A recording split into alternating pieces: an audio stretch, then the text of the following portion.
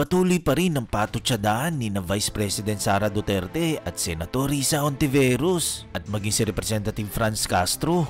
Lalong umiinit ang kanilang mga sagutan. Ayon kay VP Sara, wala na siyang natitirang respeto para kay Hontiveros at Castro. Do not respect Ms. Castro and Ms. Hontiveros. I have no respect for them. Pero ang buwelta naman ni Hontiveros ay hindi respeto ang kanyang hinihingi, kundi paliwanag sa confidential funds. Hindi ko kailangan na ang respect mo, VP Sara. Ang hinihingi ko sa iyo at ng taong bayan ay accountability. Kaya i-account nyo na lang kung para saan ang hinihingi nyong confidential funds. Kung hindi mo kayang irespeto ang mga katrabaho mo, irespeto mo man lang sana ang paggasta ng pera ng bayan. Higit 1 linggo na simula nang nag-hearing tungkol sa confidential funds, pero mas marami ka pang patutsada kaysa sa paliwanag.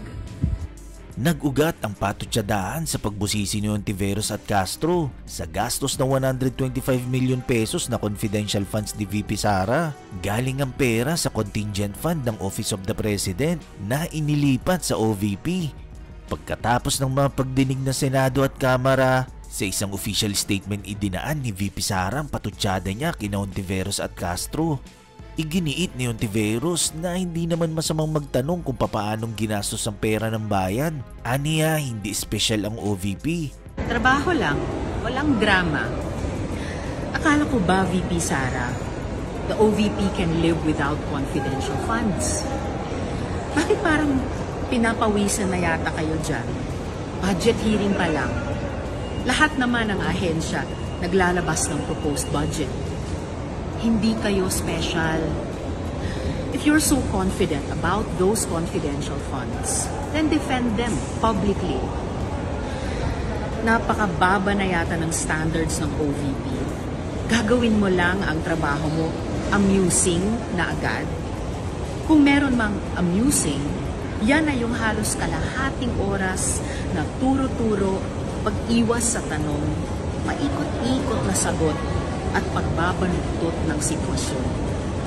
Ginawa nilang perya ang basic na proseso ng pagbusisi ng pera ng bayan. Hindi ko kailangang mag-wish na na-access ng opisina niya ng illegal ang confidential funds. 2 former Senate President na ang nagsabi, Senator Grilon at Senator Pimentel, na yung paglipat ng pondo mula OP to OVP ay illegal at unconstitutional. At higit sa usapin ng batas, huwag ilihis sa tunay na issue. Si Vice President Duterte lang bilang VP at Secretary ng Department of Education ang may confidential funds na mas malaki pa sa combined confidential funds ng BNB at NICA. Bakit ba kailangan niya ng napakalaking pondo na walang audit o disclosure sa publiko? Given the significant responsibility of government officials, I expect a shred of competence when it comes to fiscal matters, like any Filipino taxpayer. Kaysa sa mga personal na atake at pag-iwas sa tanong, mas maganda sigurong kung linawin na lang ni VP Sara ang pondo ng opisina niya para sa isang national budget na mas transparent, mas epektibo at mas tutugon sa pangangailangan ng ating mga kababayan. Sagot ni VP Sara na hindi naman daw nila sinabi na espesyal ang OVP. Katunayan pa nga raw ay nirespeto nila ang proseso sa budget hearing ng House of Representatives. Hindi naman kami ever nagsabi na special ang Office of the Vice President. We respected the process doon sa budget hearing ng House of Representatives and ng Senate. The discretion, the decision whether to grant confidential funds is really up to Congress. Giit ni Hontiveros, ipaliwanag na lang ng Vice Presidente kung para saan ang hinihiling na milyon-milyong piso ng confidential funds. Ang buwelta naman ni ACT Teacher Party List Representative Franz Castro tungkol sa payag ni VP Sara, the feeling is mutual daw. The feeling is mutual, kaya nga nung sinasabi natin, dapat mahiya din siya sa taong bayan. at maipaliwanag niya. Kahit na sa mga botante niya, dapat mahiya din siya at maipaliwanag niya saan niya ginastos talaga itong 125 million na ito. Yan ang ginagawa ni Franz Castro. Sige lang sila atake, sige sila atake. Tuloy-tuloy pa rin yung atake nila in the hopes that yung lie, the lie that they are peddling, that I did something wrong, would take stock sa utak ng mga tao. Yan yung ginagawa nila. And then pag tinatanong sila, oh, but you took out words doon sa batas.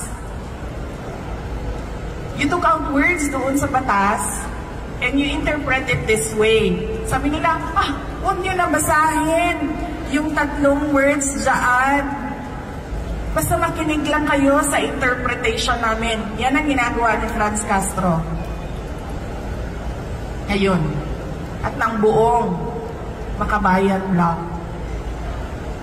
Kasi alam nila na ginagamit namin ang pera para hanapin yung connection nila sa mga NPA. Tapos sasabihin ni Franz Castro, oh, tingnan nyo, kulang ng 2 million ang enrollment ng DepEd. Tanungin nyo si Inday Sara na saan ang 2 million na learners ng Department of Education. Kasi hanggang ngayon, kulang ang enrollment nila. Ikumpara natin sa number last year. Pahanap niya sa akin ang mga bata na para bang kinuha ko yung mga bata na yan kasi kung saan-saan. And take note, hindi ako yung may kaso ng kidnapping. Hindi ako yung may kaso ng human trafficking. Si Franz Castro, kinuha niya yung mga bata dyan sa Talaingod. Kasi ililipat niya doon sa Manila para mag-rally. Siya yung may kidnapping. Siya yung may human trafficking. Hindi pa tapos ang 1 buwan ng pagbubukas ng aming klase. Pinapahanap niya sa akin ang 2 million na para bang kinidnap ko yan lahat at ayaw ko sila mag-aral. Yan yun.